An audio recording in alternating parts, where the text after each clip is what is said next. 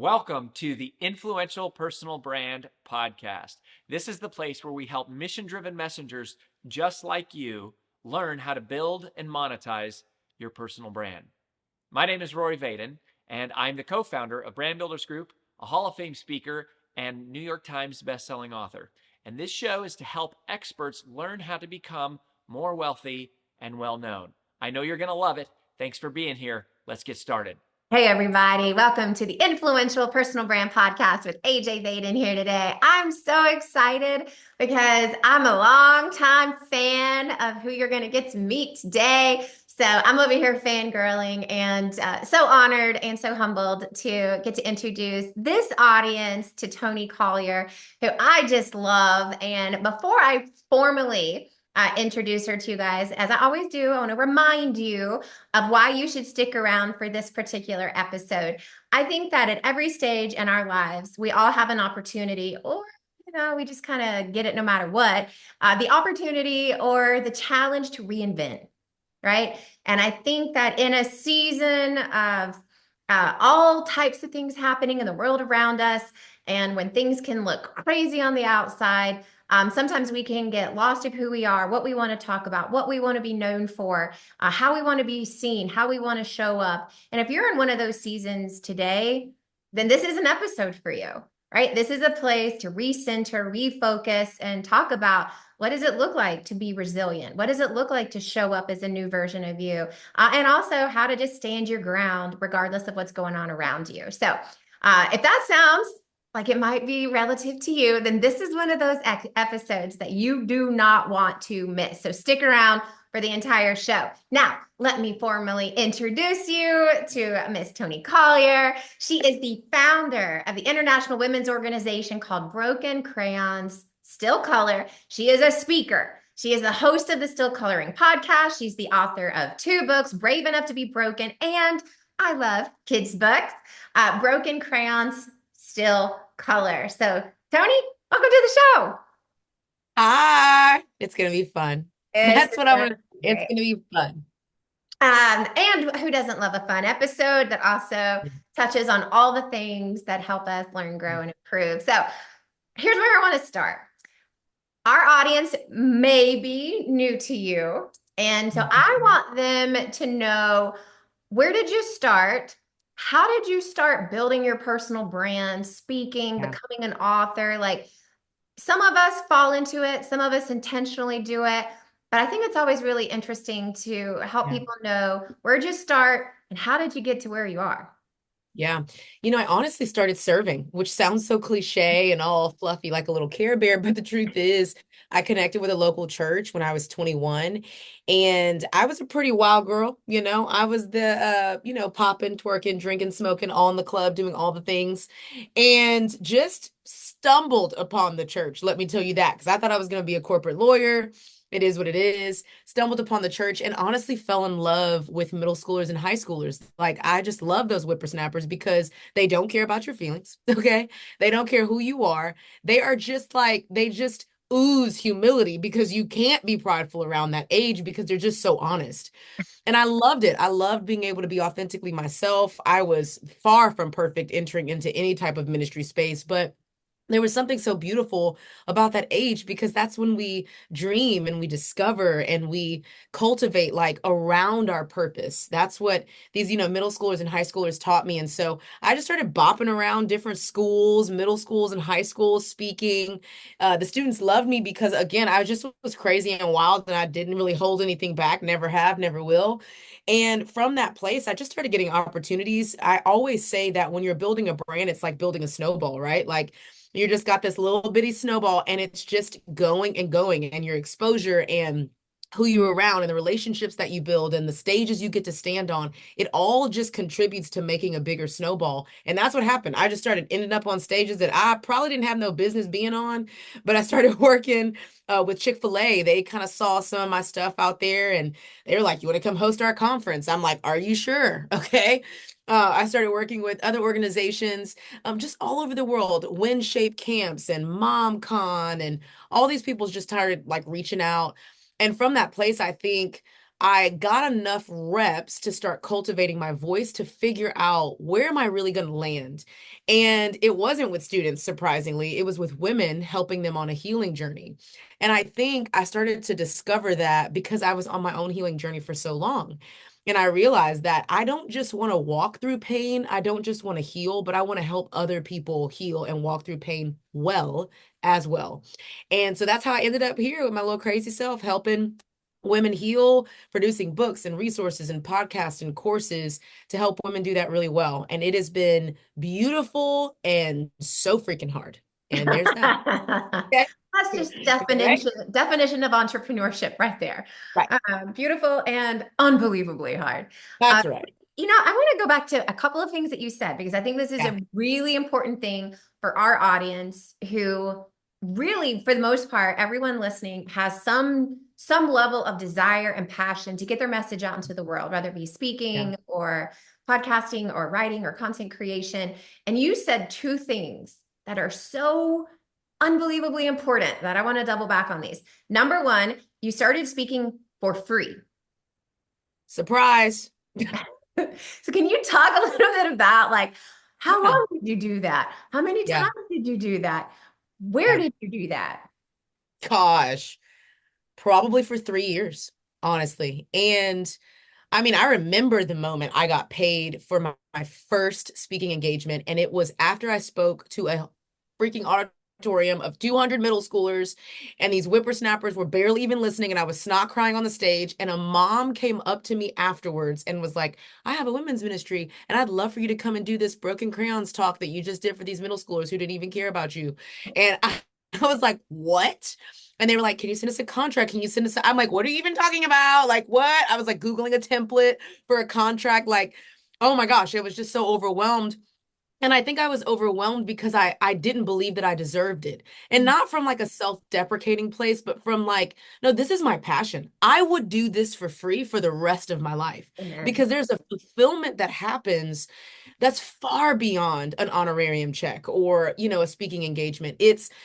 It's really about like, what do you want to put out into the world? And I think it's such a beautiful indicator that we're in our sweet spot. We're in our purpose. We are so aligned that we could actually do it for free. And obviously there's a business aspect to it. And I had to get a little wise. I had to get some mentors so I wasn't just out there doing things for free all the time because I had to make a living. But I mean, 3 years of serving my local community, of going to churches and schools with people that could give me nothing. And let me tell you what I learned from that. One, obviously, I learned that, like, oh, I'm in my sweet spot because I could do this for free. But also, I think I learned that I could get better at it the more reps that I had without being prideful enough to ask for money.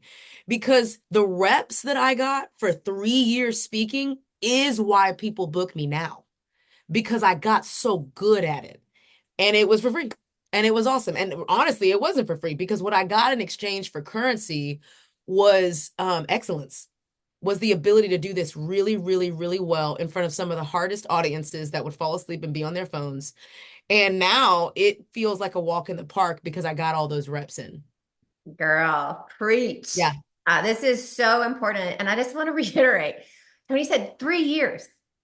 I mean, I Mhm. can't even imagine how many dozens, if not hundreds of engagements happened Yeah. in that time period. And I think that's really important for all of you listening who's like, oh, I have to have this fee schedule to go speak. No, you don't.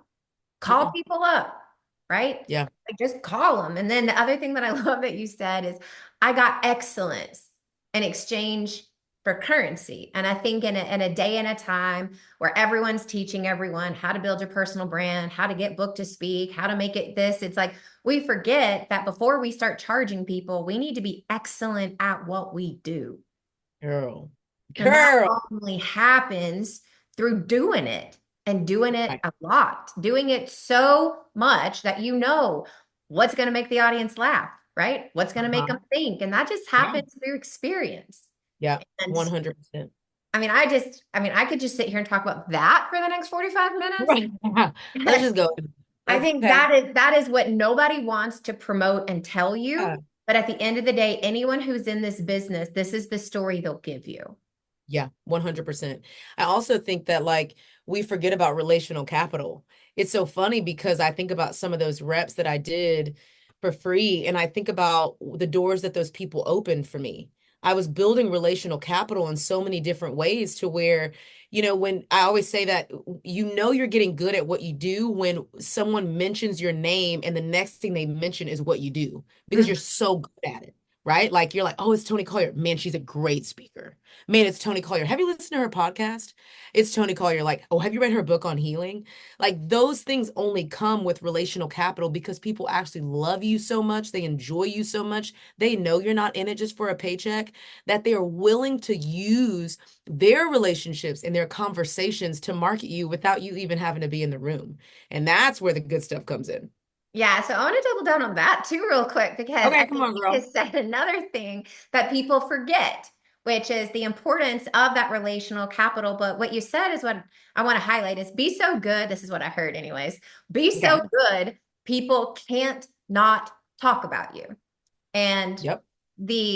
I think what happens as a result of being so good is what we would call word of mouth marketing, right? Yep. And we spend so much time consuming content Yeah. teaching us how to convert strangers on the internet to somehow be convinced of our products and services. And we Yep. forget that there's real life humans that we have access to all day long who can give Yep. us more than enough business that we could ever handle. And so, Word. can you just talk about like Yeah.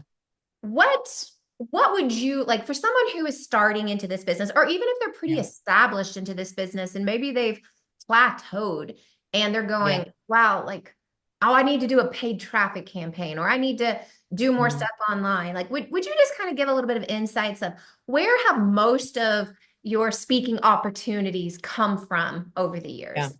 I'm going to pivot a little bit to product because I know that everyone here is not a speaker, right? Like, and this is such a beautiful example. So in 2020, my team and I decided that we would take a lot of the blogs that we were producing, a lot of the social media content, and that we would put it into a product. And we had to sit down and decide what product is it? Is it a devotional? Is it a whatever? So we created a devotional all around anxiety and abuse. That's kind of the felt needs of our audience. We started to realize like people are really engaging with these two topics, anxiety and abuse.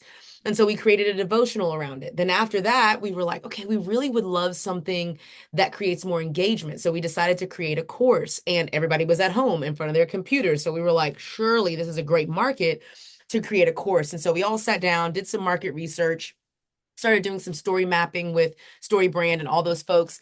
And we came up with this course, and it was great. 50 videos, all under 5 minutes because attention spans are short. A super diverse cast of people that shot videos for us. We produced a journal from it. And then we were like, okay, cool. We're just going to put it out there. And we're just going to say, buy this course. And no one did. And we were like, well, what happened? What is going on?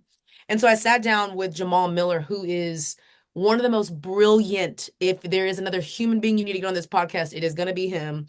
Jamal, I will connect you guys. It's going to be great.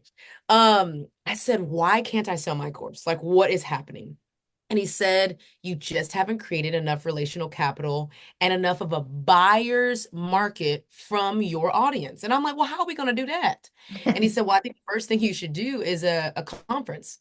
I think you need to spend your relational capital with people like Christine Kane. I've done some things for her, Jenny Allen, Joe Saxton, all these people that you formed relationships with. And I think you need to pull in some favors and say, hey, I'm going to do an online conference. If you could come and speak for 30 to 45 minutes, I'd love it. We're going to give it for free. It's going to be awesome. These women so graciously came into our platforms. We did this conference. It was a 3-night challenge. We were so excited about it. And then after night one, something crazy happened. And we started getting emails and requests for like, what's next? Like after this conference, so we love this so much. What is next? And we transition people into the course from that free environment. But really, that environment was us having a virtual lunch, Mhm. every single day for 3 days. It was us holding stories, pouring into women, giving them access to these amazing speakers and this amazing platform for free. And they loved it so much that they were like, I'm willing to pay for the course. And we've been doing the course for 4 years every year, and it's just been so great. But I'm telling you, it's gonna take time. It's the delayed gratification. We think we want things and can build things very quickly. But the truth is, the work and the time that it takes to cultivate even a buyer's market is the real work. That's actually where it comes into play. And it's all behind the scenes and no one sees it and then blah, blah, blah. But you got to do it, period. I love that. And one of the Yeah, things we say to our community all the time is you want to give 10 times the value of what you there it charge, is. right? There And it is. it's like, again, it's like you want to have such good content that people are like, I feel guilty taking this for free. It's like, I need to pay you. Like, Yeah, it was so life-giving. Like, I need to give something, you my money. anything. Yeah. But Yep, that comes absolutely. back to you got to have really good content, got to know your Yep. voice, you got to have done it a lot of times. And there's Yep. just no way around speeding that Mm, process up other than doing it. doing it. That's it. There you go. Surprise. Sorry, burst some bubbles here today. But that's the truth we all need to hear, right? That's the truth. That's the truth we Yeah. all need to hear.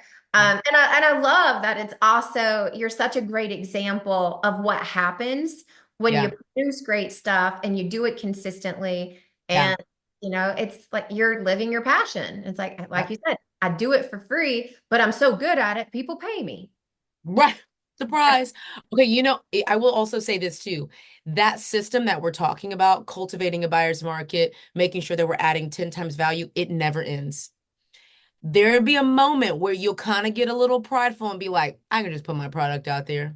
It doesn't work that way, especially if your front door is wide, because new people are always getting access to you. And so those new people also always need to be cultivated with relationships and the 10 times the value. It just never stops. And that's something that I made a mistake on. I was like, I'm just gonna put the course up. At this point, people know who I am. They know what's going on. But if I want to get new people in the course that have never experienced me, I've got to cultivate my relationship with them and the value that I give them in the same way that I did day one.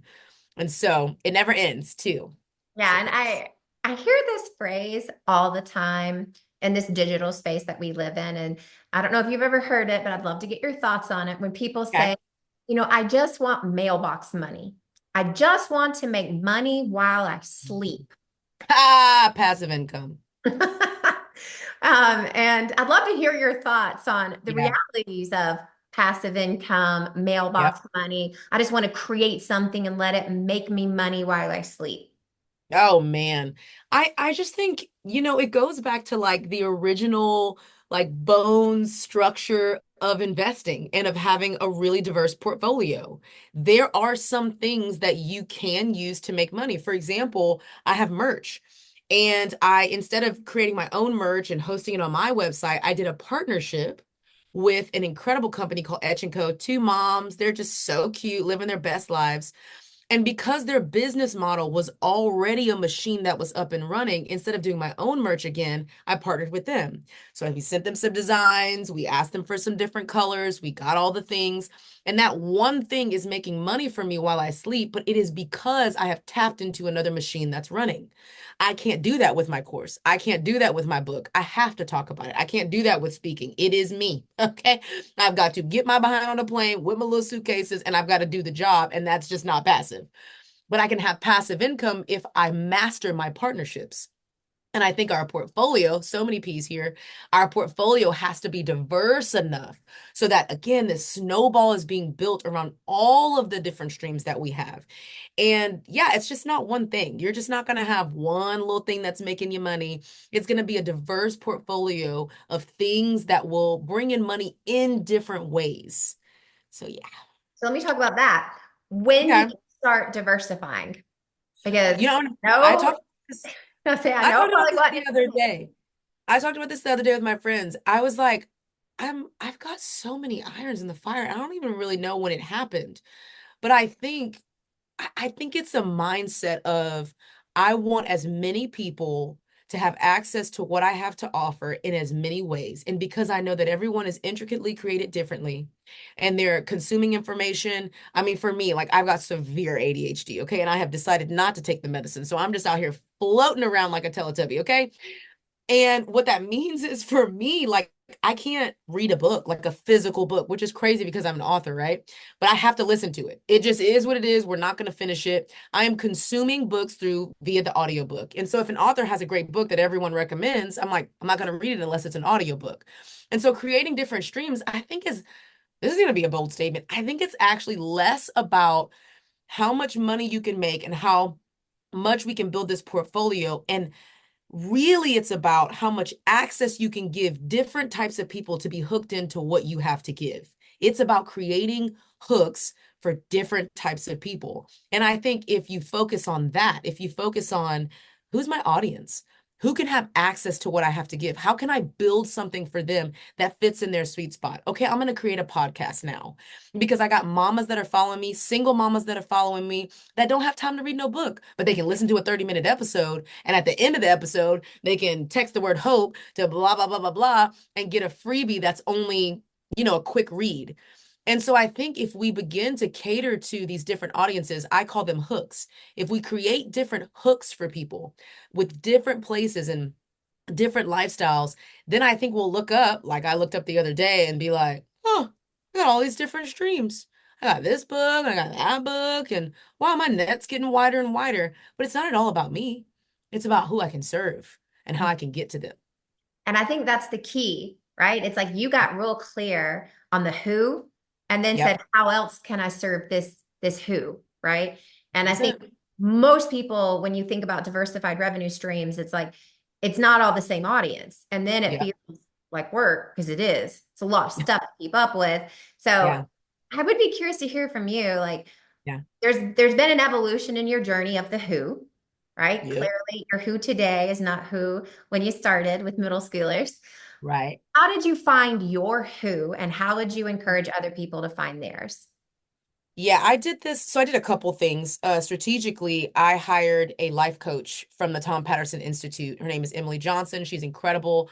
Her husband, Chad Johnson, works really closely with the John Maxwell Institute, and they're just incredible people. And I saw the fruit of their life, and I was like, Emily, please help me. I want what you guys got. What's going on? And so the Tom Patterson Institute, if you guys don't know, it's just this hub for life planning. There's life coaches all over the United States helping people to really hone in on like, what are you doing? What's your message? What are you, all the things, the purpose-driven things. And in that meeting, honestly, I left and well, it was 2 days. I left and I was so discouraged because out of that process, I discovered that it actually wasn't middle schoolers and high schoolers, that it was grown women, and grown women made my armpits sweat. Okay. Because I'm very playful. I'm really goofy. Like I'm very business oriented, but people get like the playful, goofy version of me. And then I get into a boardroom and they're like, oh crap, like she's actually really like smart. And I'm like, you know, but it takes a little while for people to really take me seriously, honestly, because I refuse to give up my authenticity to impress someone, right?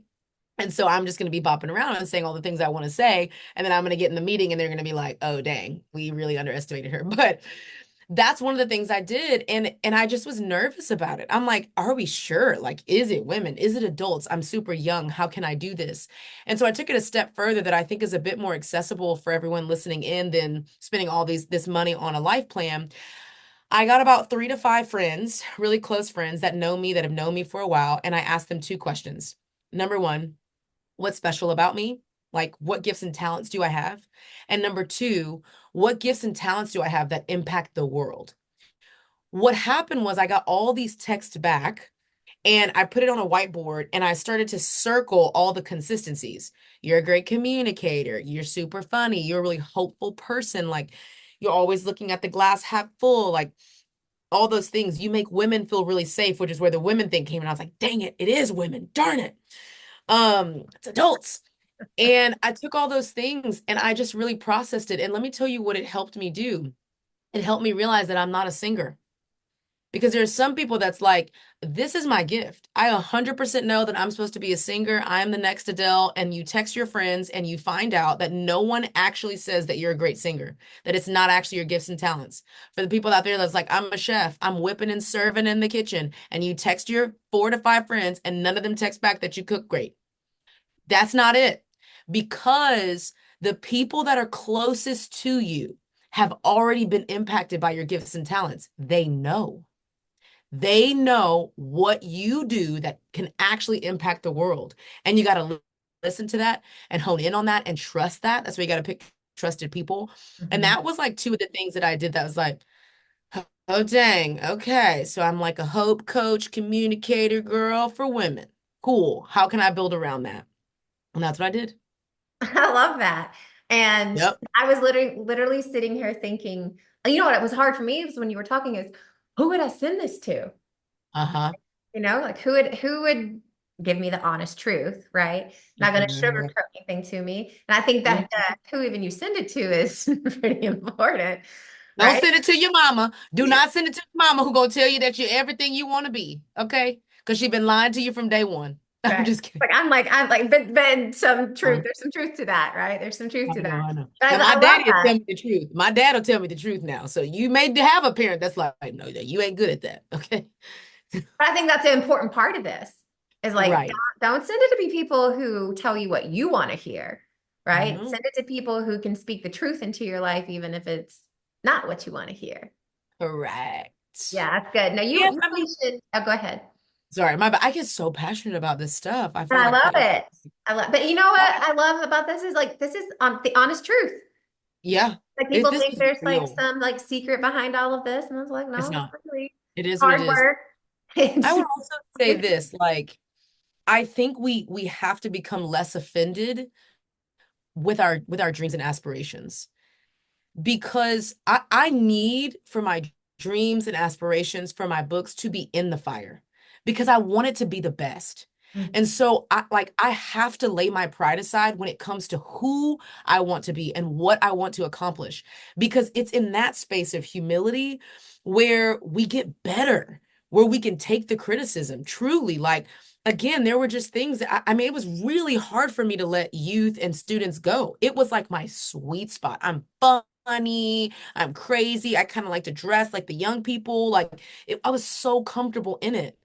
But pride said, I'm going to stay what I'm comfortable in versus what I'm called to. And I don't want that. I want to be wherever it is that I'm supposed to be, not where I'm comfortable. So I just want to put that little note in there, guys. Okay. yeah, you know, one of my personal life mantras, because that with me for a really long time, is that your comfort will always hold you back from your calling. Surprise. You know, Again. Okay. again, and sometimes like if you're not willing to step into it, it's going to show up anyways, and then it's going to be a painful evolution process versus an intentional one.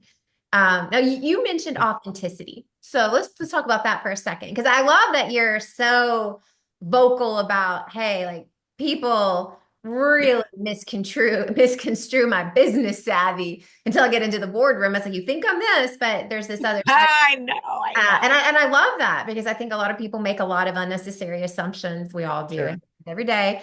But I love what you said. It's like I refuse to give up my authenticity. And so Yep.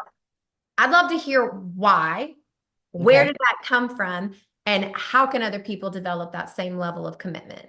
Oh, well, I can only speak into this because I've done it wrong, right? Like you only get authority when you start doing stuff wrong and you're like, well, that didn't work. I'm a recovering people pleaser. That it is what it is. I am a recovering people pleaser. My counselor at one time said, you're like a little chameleon. Like you will just blend in because you want to make people feel comfortable, which is commendable. That's the gift side of it. The shadow side is at the expense of who you are. You will blend in at the expense of who you are. And honestly, like I'm super extroverted. My friends 110% in middle school called me a Teletubby. I'm loud. I have a really strong loud laugh. I I just have a lot of energy and I've always felt like, man, I've had some insecurities around. I'm just too much for people. Like they are getting so shocked. And when I roll upon an introvert, they're like, their eyes look like, please, someone save me, like from this girl. Like it's just a lot, you know? And I remember when I first got into ministry, and again, I didn't get saved till I was 21. Like it took me a whole long time to get into any type of church thing. But you know, like the pastor and his wife, it was a really foreign space to me. It was like they were like the king and queen, you know? And I had no idea. I had no idea at all. And I went, they took me to this conference and I was so excited. I was like yelling, I was bopping around everywhere. And I saw the pastor's wife and I'm like, hey girl. And I like rubbed her face. I did. I took my hand, I rubbed the side of her face, and I was like, "You're so cute, girl." And it was like, I was probably going to be fired the next day. Like it was like not okay. And there are some really unhealthy aspects of that type of culture, but I like really just messed all up in her personal space because I didn't know. And I was also in staff meetings all the time with all the ideas, talking over people. And I remember my mentor was like, for the next two staff meetings, you have to be quiet. You don't get to say anything at all. And I was like, at all? But my ideas are great. What do we mean? Like, I can contribute to this environment. He's like, no. What I was learning in that time was that I can absolutely be myself. I have to have boundaries around that, that there is an appropriate time and place to do and say certain things. And really, I was just becoming mature. I was so young in ministry, just like doing my best, trying to do whatever. And I think over time, what I realized is when you enter into new spaces, there is a level of humility that you have to have. And it's not at all dimming your light, it's leaving space for you to grow and learn. I Mhm. was really young. I didn't have all the ideas. I didn't have context. There were things that I was so ignorant to. But because my personality was so big, I essentially was robbing myself of a learning experience to really understand how people work, who they are, what to say, what not to say. I was really robbing myself of being a better communicator. So over time, I just learned how to balance that really well. And now I think I'm at a place where I have so much authority that I have the freedom to just be myself. And it has been so beautiful. People love it. They're like, you are nuts. Like, we don't actually know what's happening right now. It's weird to me that you can be super deep and be on a stage talking about the hardest things and walk me through my healing journey. And then you're like cackling for 50 minutes because you're sitting in a quiet meeting and you're not supposed to be telling the joke, and you told the joke and now you're like crying, laughing. So I love that. And I love that people say all the time, like, Toni, I just feel so free around you. Like I can actually be myself. And I think it's because I am being myself. And it gives people their permission to be themselves. And you want people to buy from you, learn from you, grow from you, give them the freedom to be themselves by being yourself. Oh my gosh, it changes the game. And it's been beautiful. Well, this needs to be like a quote on a poster somewhere. What I Being say. yourself allows others to be their selves. And there you go. I mean, that It's a needs to wrap. be that needs to be on your next merch right All there. right, I'm gonna do it. I'll tag you. I'll tag you. But you actually do this. You don't just talk about it. You do this, and you have recently been through some really public trials. And one of the things that I think I'd love to kind of talk about, and this kind of relates to some of your content and what you spend a lot of time talking about, which is a big part of your personal brand. But what I Yeah. have found is that a lot of people that we get to engage with our company brand builders group, and probably a lot of people listening to the show, they try to hide the hard parts. Yeah. And I think this is connected to the conversation around authenticity, right? Yeah. And it's like we want to show all the good stuff we've done and all the great accomplishments, and then we just kind of like to like cover up the really hard and difficult parts because we're guilty, shameful, whatever, embarrassed, who knows, whatever, all the things, right? Yeah. Right. But you have it and you don't. And so can we just talk about like what's the value Yeah. in sharing the hard parts of our journey? Yeah. I love this question for so many reasons. There was a girl on our course call, or a woman, I don't know why I say girl. There was a woman in our course call last night, literally last night. I started my new women's course cohort group, and we have this thing, the strategy called story liturgy, where you just tell all your business or a specific pain point. And instead of responding with solution, we all respond with how their story made us feel. And we do rounds and rounds and rounds of that. And I always go first, always. And I talked to them about something, that I'm battling through right now with my daughter. And it was hard. I was like tearing up. I was like, blah, blah, blah, blah. And I just had like this outer body experience and thought, I wonder what these women are thinking right now that they signed up for this course on healing and on finding hope. And the leader starts off by telling like a really hard part of her story that just happened. That she's literally in right now. And the first little feeling is like the remnants of shame. It's like it's that it's what you're talking about. It's what society has done. It's like, wait, wait, wait. You can't be imperfect in front of your audience, in front of your followers, in front of your et cetera, et cetera. Like that's the first little thing. And then because I've been doing this for so long, the truth comes out and says, no, no, no. The reason why they're here is because for some odd reason, in the midst of all the hard you're going through, in your vulnerable, crazy, broken, pain-filled moments, you still have hope. Mhm. And they want that.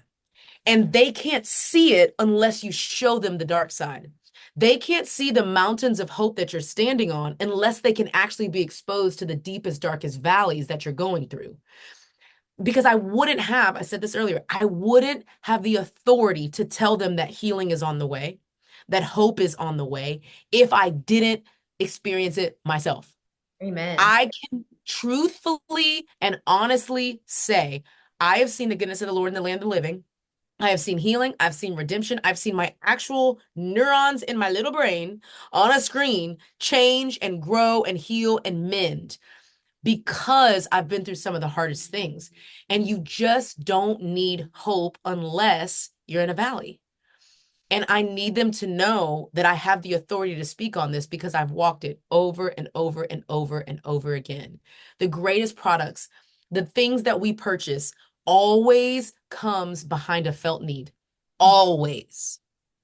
We're all going to get a little Zoom camera because our MacBook cameras are whack and they're blurry and they look stupid. So I'm going to go buy the thing that they're selling because I've seen the dark side of it. I've seen what life is like without a great little 4K camera attachment. Okay. And I'm going to buy 17 of these suckers because I want to look like Beyonce. Okay. On the thing.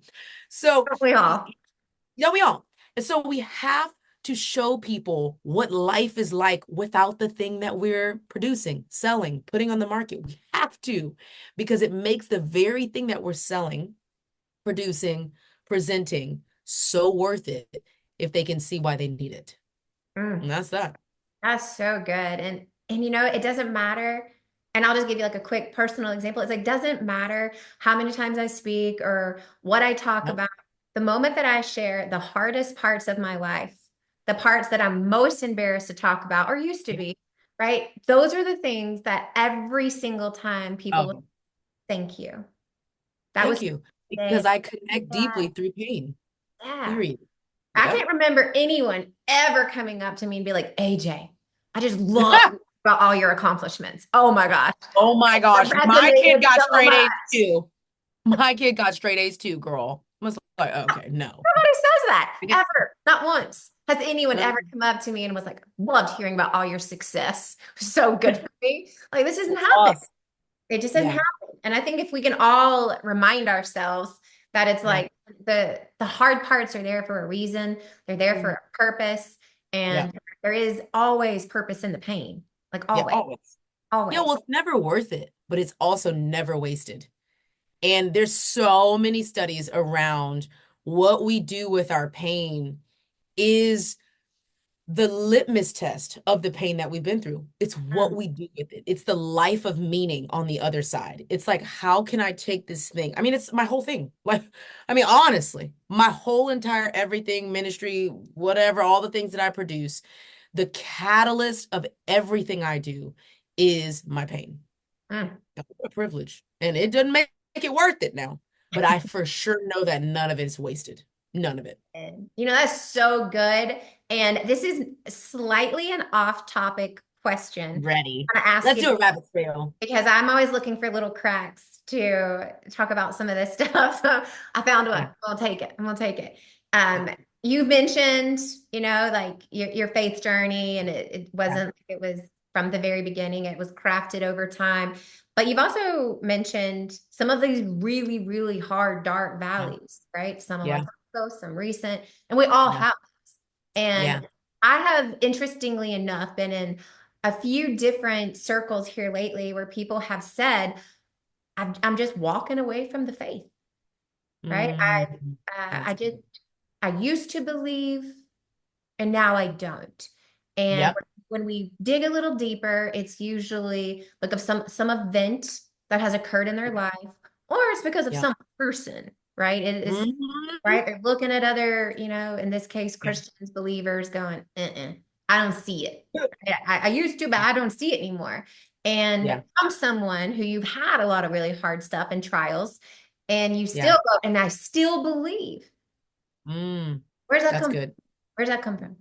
Well, this is another one of those I've done it wrong and I'm back and I'm doing it again. I've only been on the salvation bus for like 12 years, like I spent most of my life drunk, high, sleeping with everybody's son, doing all the things, partying. And when I first got saved, all of my faith was in a pastor, a person. I was like, oh my gosh, this is so cool. Look at this pastor. He's like preaching. He's giving me opportunities to be a youth pastor and to like, oh my gosh, this is amazing. And I remember one time, the first time that something felt a little off was when I was having a conversation with him and he said, only one tree can be planted in a church, in this church house. And I'm that tree and you are a branch. And so the further up I go, the further you will go. So you got to stay connected to me so that your purpose can grow. And I just remember being like just this young 20 somewhat year old, like, that feels really weird. And especially it's not biologically correct because trees actually planted by each other help to strengthen each other. So I'm a little confused here, buddy. And I realized that I had put my faith in a man and not a savior.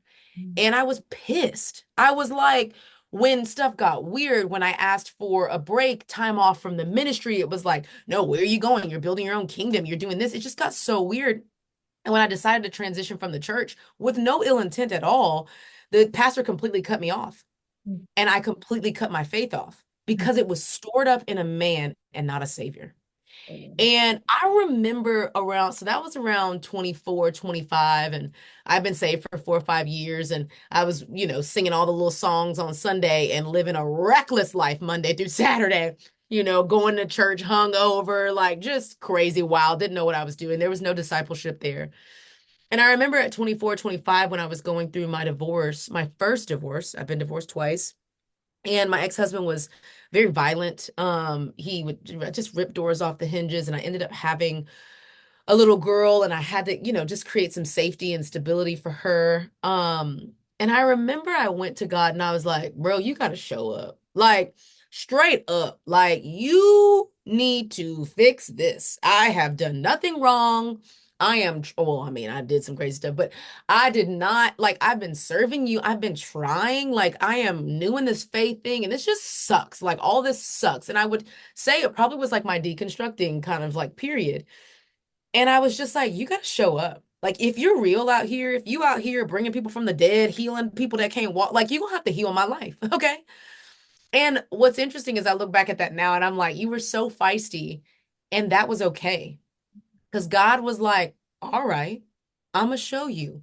And over the next couple of years between 24 and 26, I started having these wild, radical encounters, like stupid stuff that was just like, Lord, is this sorcery? Like what is happening? Like just people I would meet and scriptures that would pop up and all these I call them God winks now because I'm like, oh, he's playing chess up there. Beautiful. Um, and it changed me because then and now my faith is in a savior who created the entire universe, who's just as pissed off as me and mad as me and sad as me about this crazy, broken, fallen world with all this free will and people being all ugly and nasty and ratchet and all the things.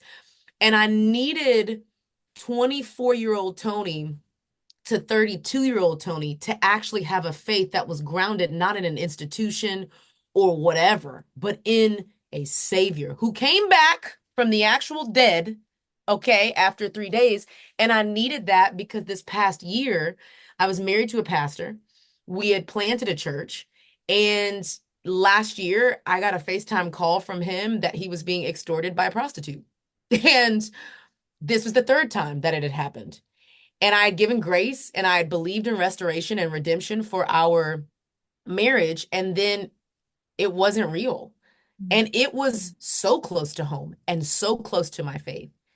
And it didn't impact my faith because my faith wasn't in a husband. who was a pastor standing on a stage. It wasn't a savior. And I got to tell you, while the healing journey this past year or so, especially with my kids being a single mom now, has been horrific. Because you try to go through a divorce, but baby, you try to go through a public one without your name all over the internets, it is insane. And I have chosen not to share all the things that have happened publicly to protect my kids. But my God, it was terrible. And my faith has never felt stronger. Mm, And that's so that's good. pretty cool. Yeah, that's pretty cool. But that's the result of knowing where to put your faith. 100%. And I get a little feisty sometimes, honestly, because I'd be like, you really think some little measly human can have my faith? Hmm. You playing around. You playing around. Not when God has provided for me and my kids in ways that no man could. Not, no, no, no. Not when the Lord, not when I've seen miracles in my mother's life, who has had so many health issues and have almost died and been brought back to life, and little things that don't even make sense in her body. No. So sorry. You can't have it because it's not yours in the first place. So that's my take on the thing. I love that. As you were talking, it made me think about this song, Take It All Back by Torrin Wells. I do And love if y'all him. don't know this song by Torrin Wells, Get yourself it's my together. anthem cry. It's my battle song. Ooh, And it's like the whole thing. It's like, I'm gonna take back what the enemy stole. It's not yours. You can't have it. you have it. I pray for your level of faith for every single person in the world. And specifically over our country right now. And Oh, then yeah. pray for that level of restoration, Yeah. of reckoning of who it belongs to, Yeah. whose it is. Like that is such an inspiration on so many different levels. And also it's that's the kind of faith that's rewarded. And it's not rewarded in necessarily worldly things, but it's Yeah. rewarded knowing nothing in this world can shake me. So bring it. Wow. You know, that's the type of faith Yeah. that people search for, long for, listen to, find. Yeah. So thanks for being open about it. Thanks for being vulnerable about it. And Oh, honestly, wow. thanks for walking the path that's really hard and not losing what's so important. Yeah. Because it is important. It's the only thing. Yeah. When you don't have anything, it is the only thing. Yeah. And So it's more than enough. How about that? You don't have anything at all. It's the only thing, and it's more than enough. I know. It is all that you actually need. What a gift. Dang. That's so good. And sometimes you only know it when you go for those dark valleys, which is why, again, it's like the pain is Yeah. never wasted. It's how we choose to see it. It's so Yeah. good. I know I could blabber on for a while here with you, but I know our time is coming We have up. to get ourselves Uh, together here. Y'all, please check Toni out. Just go to her Instagram. It's like a central hub on social media. It's Toni with an I, J Collier. You'll get this in the show notes, but Toni J. Collier is her handle on Instagram. You can also go to tonijcollier.com, which you can find all the things and all the places. So this is just a personal shout out of follow, learn, right? Absorb, right? Do all the things. But I believe there are so few places, in Mhm. my personal opinion, that teach it the right way. And this Yeah. is a place that you can go to not only find hope and healing and encouragement, but also it's like, man, there's some real business savvy around just building an authentic audience. Like, Yeah. right, not a paid for audience, but an audience that's coming for a reason.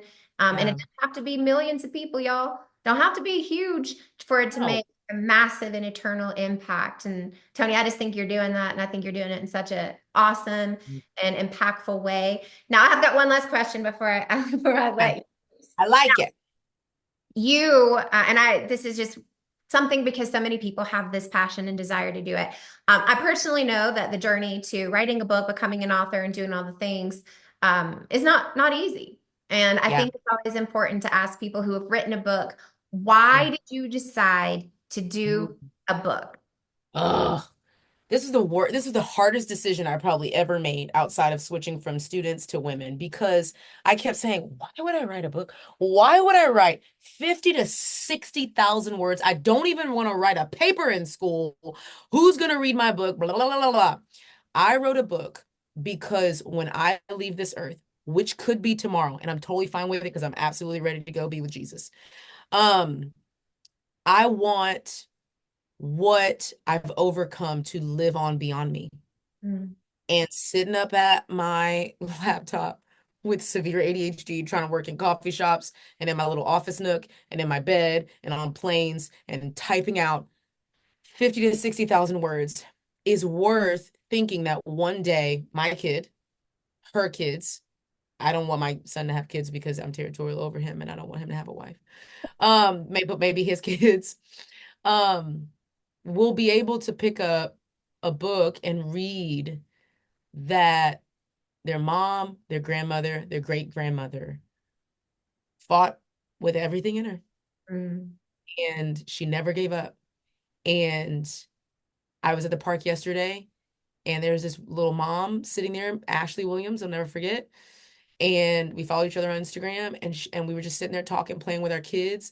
And I said something to my son and she was like, I recognize your voice. She's like, what's your name? I was like, Toni. She's like, you write books? I was like, yeah. She said, my daughter has your book, Broken Crayon Still Color. Mhm. Literally just yesterday. She lives in my neighborhood. I'm going to go drop off some stuff for her daughter. And she's like, it's helped her so much process through her emotions. And what? That I wrote a book because of how difficult my own daughter was having a time in school and all these different things with her emotions. I wrote that book to honor her and to share with other parents that it's really difficult. And Ashley Williams, who I was sitting next to in the park yesterday, it's helped her daughter. Mm. And it's a selfless act because it's so hard to produce, but it's one that lives so beyond me and where I can be and a stage I can be on. And so I have unfortunately done it again. And I have a book coming out next year and yep. So There's so I many will good. keep doing it because it's worth it. It's worth It's, it. yeah. I love that. And I hope that gives everyone a good heartfelt reminder of that thing that you feel in your heart and your soul. It's there for a reason. Don't Yeah. ignore it. Get those words on paper, y'all. Like put it out there. There's somebody out there who needs it. You may never know who it is, but they need it and they need to hear it from you. Toni, so good. One of the best interviews I've had all year. Uh, Woo!